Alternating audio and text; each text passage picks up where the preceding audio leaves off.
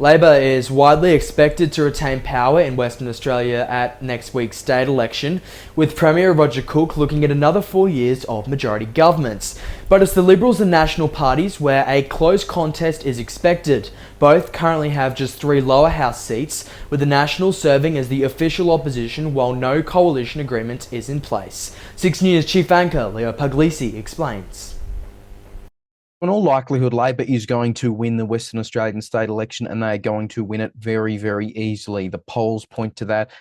Just look at the reality in the Legislative Assembly. Labor holds almost every single seat. They've also currently got a majority in the upper house. Now, that will likely be lost. Labor may end up still as the largest party, but they will very unlikely have a supermajority again. That's going to be one of the interesting parts. But the other interesting thing is who is going to form opposition. And you'd think, well, naturally it's the coalition. But no, there is no coalition in WA at the moment. Labor and the Nationals are in an opposition alliance and have been since the 2021 state election, but they are certainly not in a coalition, and they are contesting this election as very much separate parties. Now, the Nationals were the largest party of the two in the lower house following the 2021 election. The Nats had 4, the Liberals had 2, and it ended up being 3-3 at a later point, and it's 3-3 now because Merome Beard, who won a by-election in North West Central, defected from the Nationals to the Liberals, so that got us a 3-3 split. But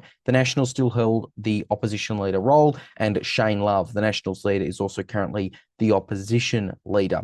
The Liberals, meanwhile, they've had pretty much leadership, well, some would call it turmoil, since the 2017 state election. They've gone through 5 leaders in 8 years. That's something Labor's been campaigning on hard. There was Mike Nahan, then it was Liza Harvey, who lasted just over a year herself. She went out the end of 2020. Then Kirkup came in, infamously kind of lost his seat. He conceded, days before the state election actually happened in 2021. After that was David Honey. And then at the start of 2023, he was spilled by the only other at the time lower house Liberal, Libby Mettam. She's currently leading the party, but again, not as the opposition leader. There's also been, obviously, those leadership rumours about whether Basil Zempilas will come in. That's something that he's kind of tried to hose down, because obviously the focus for him is actually winning a seat and getting into Parliament, which he's trying to do in the seat of Churchlands. But that's going to be the interesting contest. Now, the other reason Merome Beard has been brought up is because she's contesting the seat that's also being contested by Shane Love, the opposition leader. So we're going to have Liberals and Nationals going head to head there, which is going to be a really, really interesting contest. Merome Beard spoke to 6 News Partners WAMN News a little earlier about this contest, and here's a bit of what she had to say. So in terms of your announcement this morning, have you heard from the community up in the Midwest, and what has been their reaction to your announcement? Well, I've only just been on the road since the announcement, so I haven't heard too much, but I've heard a lot in the lead up to that. There's a massive shortage of grow housing, and a lot of our police and our nurses and our teachers and our doctors can't find places to live. So all of these services that we have in our region that should be there are not there, and part of the blockage is actually the lack of housing. Road safety and housing has been a big topic and a big cause of concern for your party over the last year, 2, 3, 4. What other concerns have you and your party got in terms of the Midwest? You're correct with the road safety, because a large portion of the accidents that we have in the region are on the regional roads, and I do 100,000 kilometres a year and I see everything. There's definitely a disparity between the metro and the regions. There's a lack of police on the roads as well, because there's a lack of police in the regions, and I think that makes a difference. But other issues that we have is power.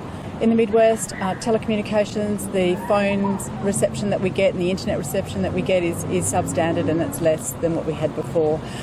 Water is an issue. We've got infrastructure deficits that are happening. So the regions are feeling really neglected and really left behind. And actually, when people come to Perth and they see a footbridge for over $100 million, yet they can't get a nurse in their local town, they actually question, rightly so, as to where the priorities are. Obviously, this election, you are competing for the seat with the head of the opposition, Shane Love. How are you feeling going into this election, and how confident are you? Yeah, I'm excited about it, and I'm a competitor by nature, so nothing really daunts me, and so I'm understanding that I'm doing it for the right reasons. I've got my constituency, I live it, I know it, I've been born and bred in the regions, and I actually entered this role purely to actually represent the people and to make a difference in the bush and the regions. And I think it wouldn't matter who my opponents are. I have the same never say never. What is the key difference between the Nationals and the Liberal Party? Because obviously you guys have kind of, in a way, teamed up as the opposition. Like, what are the key differences between you and them? For me personally, I actually find it for the regions, which is what I'm fighting for, a benefit to be sitting in the party, which is the lead party. So I'll be sitting in the party room with the Attorney General, with the Premier, and with the Treasurer, and I think for the regions that can only be of benefit to the regions and a benefit to getting things done for the regions. So the Liberals might be favourites to end up as larger party than the Nationals post-election, but still it will be an interesting contest. The Nationals could have a lot of trouble winning seats in the upper house as well. They're not running on a joint ticket, so they are really just completely separate parties at this election, but it's going to be very interesting makeup. All likelihood, though, Labor will win next week's WA state election. We'll, of course, have live coverage from 6 p.m. local time, that's 9 p.m. Eastern Daylight, right here on 6 News, Saturday, March 8.